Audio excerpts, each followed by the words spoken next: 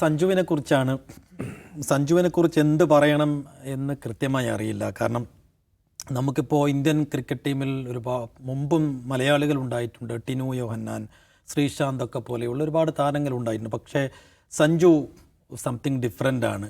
ബെഞ്ചിൽ നിന്നും Indian cricket ആരാധകരുടെ നെഞ്ചകങ്ങളിലേക്ക് ഒരാൾ കുതിച്ച എന്താ പറയുക, ഒരു സ്വപ്നതുല്യമായ കഥയാണ്. എന്ന് വെച്ചാൽ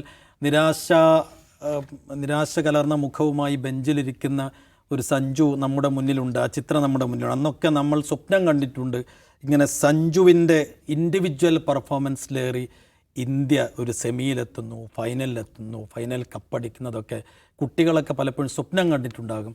ആ സ്വപ്നത്തിൻ്റെ സാക്ഷാത്കാരം കൂടിയാണ് കഴിഞ്ഞത്. അപ്പോൾ സഞ്ജു ഈ T20 ക്രിക്കറ്റ് ലോകകപ്പ് കഴിയുന്നതോടുകൂടി സഞ്ജു എന്ന ഒരു പേര് അത് ഇന്ത്യൻ ക്രിക്കറ്റിലും വിശിഷ്യ കേരളത്തിനും എത്ര വലിയൊരു നാമധേയമായി മാറുന്നുണ്ട് എന്നതാണ് നമ്മൾ അടുത്തതായി സംസാരിക്കുന്നത്. ജിമ്മി ചേട്ടാ, എന്താണ് ഈ T20 ക്രിക്കറ്റ് ലോകകപ്പ് കഴിയുമ്പോൾ നമ്മുടെ സഞ്ജു നമുക്കെന്താണ്, ഇന്ത്യക്ക് എന്താണ്?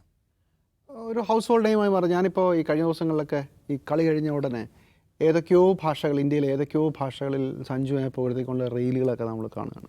സിനിമാ ക്ലിപ്പിങ്ങിൽ വെച്ച് ധീര ധീര പാട്ടിട്ടിട്ടൊക്കെ സഞ്ജു ഒരു ഇന്ത്യൻ നെയിമായി മാറുകയാണ്. സഞ്ജു മലയാളിയുടെ ഒരു സ്വകാര്യ അഹങ്കാരത്തിൽ നിന്ന് ഇന്ത്യൻ പ്ലെയർ എന്ന രീതിയിലേക്ക് സഞ്ജു ഹാസ് അറൈവ്ഡ്. പക്ഷേ അതിനകത്തൊരു ഭയങ്കര രസകരമായ ഒരു ഭാഗ്യക്കേടുകളുടെയും എല്ലാം അല്ലേ സഞ്ജുവിൻ്റെ ഒരു കഥ അങ്ങനെയാണ്.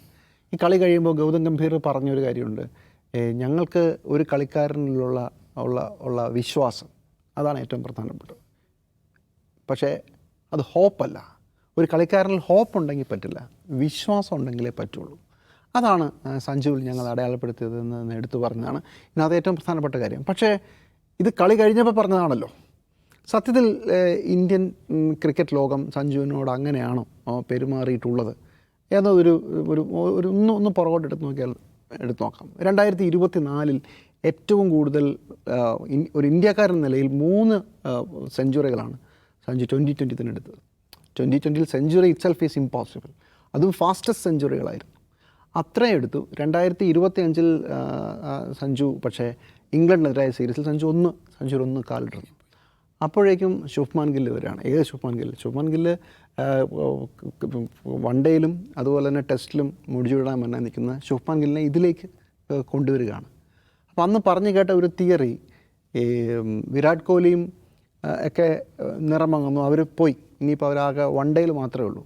അപ്പോൾ ഇന്ത്യൻ ക്രിക്കറ്റ് ടീമിന് ഇതൊരു കാശിൻ്റെ കളി കൂടെയാണല്ലോ. അപ്പോൾ ഇങ്ങനെ ഒരു ശുഭ്മാൻ ഗില്ല് പോലെ ഒരു ഇമേജ് വേണം 3 ഇതിലും കളിക്കുന്ന ഒരു ക്യാപ്റ്റൻ. അപ്പോൾ ശുഭ്മാൻ ഗില്ലിനെ കൊണ്ടുവരുന്നത് തന്നെ ഏഷ്യ കപ്പിൽ കൊണ്ടുവരുന്നത് തന്നെ വൈസ് ക്യാപ്റ്റനായിട്ടാണ്. അയാളാണെങ്കിൽ ആദ്യത്തെ 3-4 കളിക്കാർക്കിടയിൽ ഇറങ്ങുന്ന കളിക്കാരനാണ്. അപ്പോഴേ പലരും പറഞ്ഞ് സഞ്ജുവിൻ്റെ ചീട്ട് കീറാൻ പോവുകയാണ്. അങ്ങനെ തന്നെയായി സഞ്ജു ഓപ്പണറായിട്ട് ശുഭ്മാൻ ഗില്ല് വരുന്നു, സഞ്ജു പുറകോട്ട് പോകും. പിന്നെ ഉണ്ടായ കഥ സഞ്ജുവിൻ്റെ പ്രധാനപ്പെട്ട ഒരു ഓപ്പണർ എന്ന രീതിയിൽ പെർഫോം ചെയ്യാൻ പറ്റാതെ സഞ്ജു ഇടയ്ക്കിടയ്ക്കൊക്കെ തളർന്നു പോകുന്ന ഒരു കാഴ്ച നമ്മൾ കണ്ടതാണ്. അതിനുശേഷം എവിടെയെങ്കിലുമൊക്കെ വെച്ച് ശുഭ്മാൻ ഗിൽ അവസാനം ടീമിൽ നിന്ന് 2020 നിന്ന് പുറത്തു പോവുകയാണ് ചെയ്തത്. 2025 അവസാനമാകുമ്പോഴേക്കും പലയിടത്തും അദ്ദേഹത്തിന് പെർഫോം ചെയ്യാൻ പറ്റുന്നില്ല. അങ്ങനെ ഒരു സീരീസിൽ അവസാനത്തെ കളിയിൽ സഞ്ജു പെർഫോം ചെയ്യുമ്പോഴാണ് ഓക്കെ നടക്കുന്നില്ല ഈ പരിപാടി. അതായത് ശുഭ്മാൻ ഗില്ലിനെ വൈസ് ക്യാപ്റ്റനായിട്ട്, അതായത് 2020 സീരീസിൽ വൈസ് ക്യാപ്റ്റനായിട്ടാണ് അവതരിക്കുന്നത് തന്നെ. അപ്പോൾ വൈസ് ക്യാപ്റ്റനാണ്, ആദ്യത്തെ 1, 2, 3, 4 ഇറങ്ങുന്ന ആളാണ്. അപ്പോൾ ശുഭ്മാൻ ഗില്ല് സ്വാഭാവികമായും ശുഭ്മാൻ ഗില്ല് ഓപ്പണറായി ഇറങ്ങുന്നു. സഞ്ജുവിനെ മറ്റ് സ്ഥലങ്ങളിലേക്ക് മറന്നു. പല കളികളിലും സഞ്ജു കളിക്കുന്നില്ല. ചിലയിടത്ത് കളിക്കുന്നു, മുട്ടി ചിലപ്പോൾ റൺസ് എടുക്കുന്നു, ചിലപ്പം ഇതാകുന്നില്ല. ശുഭ്മാൻ ഗില്ല് ഫെയിലിയർ ആകുന്നു. അവസാനം എനിക്ക് തോന്നുന്നു ഏറ്റവും അവസാനത്തെ സീരീസിൽ ശുഭ്മാൻ ഗില്ല് മോശമായി കളിക്കുമ്പോൾ ഒരു കളിയിൽ സഞ്ജുവിന് പെർഫോം ചെയ്യാൻ പറ്റുന്നു. സഞ്ജു ഗംഭീരമായി കളിക്കുന്നു. അപ്പോഴാണ് ഇന്ത്യൻ ടീമിന് വീണ്ടും കൊള്ളാം എന്ന് തോന്നുന്നത്. സഞ്ജുവിനെ 2020 വേൾഡ് കപ്പിൽ പ്രഖ്യാപിക്കുന്നു. അടുത്തത് ന്യൂസിലാൻഡുമായിട്ടുള്ള സീരീസാണ്. സഞ്ജു പൊളിയുന്നു. പക്ഷേ ടീമിൽ ഉൾപ്പെടുത്തിപ്പോയി. വേൾഡ് കപ്പ് വരുന്നു, സഞ്ജുവിനെ കളിപ്പിക്കുന്നില്ല. ഇത് സഞ്ജുവിൻ്റെ കഥ. പക്ഷേ ബാക്കിയുള്ള കാര്യം എടുത്ത് നോക്കൂ. ശുഭ്മാൻ ഗില്ലിനൊക്കെ എത്ര ചാൻസ്. ശുഭ്മാൻ ഗില്ല് 2020 വന്നതിന് ശേഷം ശുഭ്മാൻ ഗില്ല് അങ്ങനെ കാര്യമായി പെർഫോം ചെയ്തിട്ടേ ഇല്ല പലയിടത്തും. Is A great hitter. പക്ഷേ 2020 സീരീസിൽ അങ്ങനല്ല. അതിനുശേഷം ഈ സഞ്ജുവിൻ്റെ കൂടെ ഓപ്പണറായിട്ട് വന്ന സഞ്ജുവിൻ്റെ കൂടെ ഓപ്പണറായിട്ട് ഇറങ്ങിയ പേര് ഞാൻ വിട്ടുപോയി. ഇപ്പോൾ ഈ കളിയിൽ അഭിഷേക് അഭിഷേക് ശർമ്മയുടെ കാര്യത്തിൽ ഇപ്പോൾ നോക്കൂ, കളി വരുമ്പോൾ ഒരാൾക്ക് വൈറ്റ് വേനയാകുന്നു, പ്രശ്നമാകുന്നു, അപ്പോൾ മാറ്റി സഞ്ജു കളിക്കുന്നു.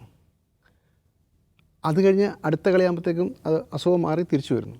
അയാൾ പിന്നുള്ള 3 കളിയിലും ഡക്കാവുന്നു, അല്ല കാര്യമായിട്ട് സ്കോർ ചെയ്യുന്നില്ല, പെർഫോം ചെയ്യാൻ കഴിയുന്നില്ല. അഭിഷേക് ആകെ ഈ ഫൈനലേ പെർഫോം ചെയ്തുള്ളൂ. അപ്പോഴും ഉണ്ട്. നോക്കൂ, സഞ്ജുവിന് മാത്രം ഓരോ തവണയും ഡു ഓർ ഡൈ സിറ്റുവേഷനാണ്. ഓരോ തവണയും ഈ ഇന്ത്യൻ ടീം അവരുടെ അവരുടെ ഐഡിയോളജിയായിട്ട് പറഞ്ഞത് തന്നെ ഞങ്ങൾ ഈ 150 170 ഒന്നും കളിക്കുന്ന ടീമല്ല, ഞങ്ങൾ 200 മുകളിൽ അടിക്കുന്ന ടീമാണ്. അങ്ങനെയുള്ള ആൾ മതി, ചിലപ്പോൾ കളി തോറ്റു പോകുമായിരിക്കും, കുഴപ്പമില്ല എന്ന് പറഞ്ഞാണ് സഞ്ജുവിൻ്റെ എൻട്രി. പക്ഷേ അതിനുശേഷം അങ്ങനെ കളിക്കുന്ന ഒരു കളിക്കാരന് എപ്പോഴെങ്കിലും ഇപ്പം അയാൾ ന്യൂസിലൻഡിനെതിരെ അയാൾ പെർഫോമൻസ് മോശമായി, ഹീസ് ഔട്ട്. അതിനുശേഷം ഒരാൾക്ക് വൈറ്റ് വരുമ്പം അതിനകത്ത് കയറുന്നു. അതിനുശേഷം ആ മാറിയ ആൾ തിരിച്ചു വന്ന് മോശമായി അത്ര നന്നായി കളിക്കാതിരുന്നിട്ടും അയാൾക്ക് ടീമിൽ സ്പേസ് ഉണ്ട്. സഞ്ജുവിൻ്റെ ടീമിൽ സ്പേസ് ഇല്ല. ഓഫ് കോഴ്സ് സഞ്ജു പെർഫോം ചെയ്യാത്തപ്പോഴാണ് സഞ്ജു മാറിയിട്ടുള്ളതെന്ന കാര്യത്തിൽ തർക്കമൊന്നുമില്ല. പക്ഷേ ഈ ആനുകൂല്യം അല്ലെങ്കിൽ ഈ കണിശത മറ്റു പല കളിക്കാരോടും ഇന്ത്യൻ ടീം കാണിച്ചോ എന്നൊരു സംശയം പലയിടത്തും വരുന്നുണ്ട്. അതുകൊണ്ട് തന്നെയായിരുന്നു സഞ്ജു വളരെ, അതായത് പൂർണ്ണമായും ടീമിൽ നിന്ന് പുറത്തു പോകുമെന്ന് തീർന്നു, സഞ്ജുവിൻ്റെ എല്ലാ ചാൻസസും തീർന്നു എന്ന് പറയുമ്പോഴും സഞ്ജു പറയുന്നൊരു കാര്യമുണ്ട്, ഞാനങ്ങനെ വഴക്കുണ്ടാക്കിയിട്ട് കാര്യമില്ല, ഞാൻ ഇന്നവിറ്റബിൾ ആണെന്ന് എൻ്റെ ടീമിനും എൻ്റെ കോച്ചിനും എൻ്റെ ക്യാപ്റ്റനും തോന്നണം, അതിലാണ് കാര്യം എന്ന് പറഞ്ഞാണ് ഹി വാസ് വെയിറ്റിംഗ്. ആ വയറുവേദനയുടെ രൂപത്തിലായിരിക്കും വന്നിട്ടുണ്ടാവുക. സഞ്ജുവിന് ആ ചാൻസ് കിട്ടി, ആ ലാസ്റ്റ് ചാൻസിൽ സഞ്ജു കയറി കളിക്കുകയാണ്. ഇനിയും സഞ്ജുവിനെ പക്ഷേ ഇനി ഒതുക്കാൻ പറ്റില്ലായിരിക്കും. പക്ഷെ അപ്പോഴും ഓർക്കണം, വൺ ഡേയിൽ സഞ്ജുവിൻ്റെ ആവറേജ് അതിഗംഭീരമാണ്. സഞ്ജു ഏറ്റവും അവസാനം കളിച്ച വൺ ഡേയിൽ സഞ്ജു സെഞ്ചുറി എടുത്തിട്ടുണ്ട്. പക്ഷേ വൺ ഡേയിലില്ല, വൺ ഡേ ടീമിൽ സഞ്ജു ഇല്ല. ഇതൊക്കെയാണ് ഇതിൻ്റെ പശ്ചാത്തലം. പക്ഷേ ആ ചരിത്രമെല്ലാം മാറുകയാണ്. നിങ്ങൾ ഒരു ത്രഷോൾഡ് കഴിഞ്ഞാൽ പിന്നെ നിങ്ങൾക്ക് അയാളെ, ഞാൻ പറഞ്ഞില്ലേ, സഞ്ജു ഒരു കേരള കളിക്കാരനല്ല. ഇതുവരെ കേരള കളിക്കാരനായിരുന്നെങ്കിൽ സഞ്ജു ഒരു ഇന്ത്യൻ കളിക്കാരനായി മാറി. ഇനി സഞ്ജുവിനെ ആര് പിടിച്ചാലും കിട്ടില്ല. സഞ്ജുവിനോട് കുറച്ചുകൂടെയൊക്കെ ക്ഷമിക്കാനും ഒരാളുടെ ഫോം നഷ്ടപ്പെട്ടിട്ടില്ലെങ്കിൽ അയാളെ നിലനിർത്തുക എന്ന ഒരു ക്രിക്കറ്റിൻ്റെ രീതിയുണ്ടല്ലോ, ആ ആനുകൂല്യം സഞ്ജുവിനെ ഇനിയും കിട്ടും എന്നാണ് ഞാൻ വിചാരിക്കുന്നത്. ഇനിയെങ്കിലും കിട്ടും എന്നാണ് ഞാൻ വിചാരിക്കുന്നത്. യെസ്. അജിം സാബ്, ഈ ലയണൽ മെസ്സിക്ക് ഖത്തർ എങ്ങനെയായിരുന്നു എന്ന് ചോദിക്കാറുണ്ട്. ലയണൽ മെസ്സിക്ക് ഖത്തർ നിശ്ചയമായും ശാപമോക്ഷത്തിൻ്റെ ഒരു ടൂർണമെൻ്റ് ആയിരുന്നു. അതോടുകൂടിയാണ് അയാൾ പ്രൂവ് ചെയ്തത്. അതുപോലെയായിരുന്നു സഞ്ജുവിന് ഇക്കഴിഞ്ഞ T20 ലോകകപ്പ്. അപ്പോൾ കുറച്ച് കാത്തിരിക്കേണ്ടി വന്നു പ്രൂവ് ചെയ്യാൻ. അങ്ങനെ ആ കാത്തിരിപ്പിൻ്റെ കാരണം സഞ്ജു ഇൻഡിവിജ്വലി തന്നെയായിരുന്നു, അതോ ഇപ്പോൾ ജിമ്മി ചേട്ടനൊക്കെ സൂചിച്ച പോലെ ഇന്ത്യൻ ക്രിക്കറ്റിലെ പല സാഹചര്യങ്ങളും ആയിരുന്നോ ഇങ്ങനെ ഈ വൈകാൻ കാരണം? ആ സാഹചര്യം എന്ന് പറഞ്ഞാൽ പ്രതിഭാധാരാളിത്തമാണല്ലോ. ഇപ്പോൾ സഞ്ജു വിക്കറ്റ് കീപ്പർ ബാറ്റ്സ്മാനാണ്. ഇന്ത്യൻ ലൈനപ്പിൽ എത്ര പേരുണ്ട്? 4-5 പേരുണ്ട് അല്ലേ, വിക്കറ്റ് കീപ്പർ ബാറ്റ്സ്മാൻ എന്ന് പറഞ്ഞാൽ. അപ്പോൾ അതൊരു ഒരു മിസ്ഫോർച്യൂൺ ആയിട്ടാണ് എനിക്ക് തോന്നുന്നത്. ആ മിസ്ഫോർച്യൂണിൻ്റെ കാരണം എന്ന് വെച്ചാൽ ഒരു അത്ലറ്റിൻ്റെ, ഒരു ക്രിക്കറ്റ് കളിക്കാരൻ്റെയൊക്കെ ഒരു പീക്ക് ടൈം എന്ന് പറഞ്ഞാൽ ഒരു 20 വയസ്സോ 30 വയസ്സിലുള്ള സമയമാണ്. അത് കഴിഞ്ഞാൽ അവരെന്താണ് ഒരു റിട്ടയർമെൻറ്റ് മൂഡിലേക്കോ അവരുടെ ഒരു ഫോം പോവാണ്. സഞ്ജുവിന് 30 വയസ്സിന് മുകളിലായി. ആ 30 വയസ്സിന് മുകളിലാകുമ്പോഴാണ് അദ്ദേഹത്തെ ഫോർച്യൂൺ കടാക്ഷിക്കുന്നത് ഇപ്പോൾ വന്നപോലെ. അല്ലാതെ അദ്ദേഹത്തിൻ്റെ പ്രതിഭാദാരിദ്ര്യമോ പ്രതിഭയില്ലാത്ത ഒരാളൊന്നുമല്ല. ഇന്ത്യൻ ക്രിക്കറ്റ് ടീം എന്ന് പറഞ്ഞാൽ പ്രതിഭകളുടെ ധാരാളിത്തമുള്ളൊരു ടീമാണ്.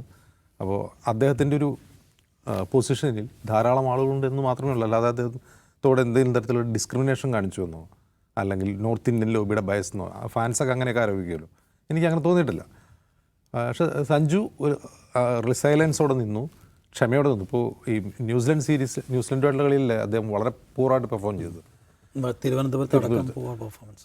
അപ്പോൾ അതൊക്കെ എന്ന് പറഞ്ഞാൽ ഒരുതരം ബോറടി കൂടിയാണല്ലോ. ഒരു മനുഷ്യൻ എത്ര നാളെന്ന് വെച്ചാൽ കാത്തിരിക്കുക. സഞ്ജു ടീമിൽ എന്നുള്ളത് മാധ്യമങ്ങളുടെ ഹെഡ്ലൈൻസ് ആവുകയാണ്.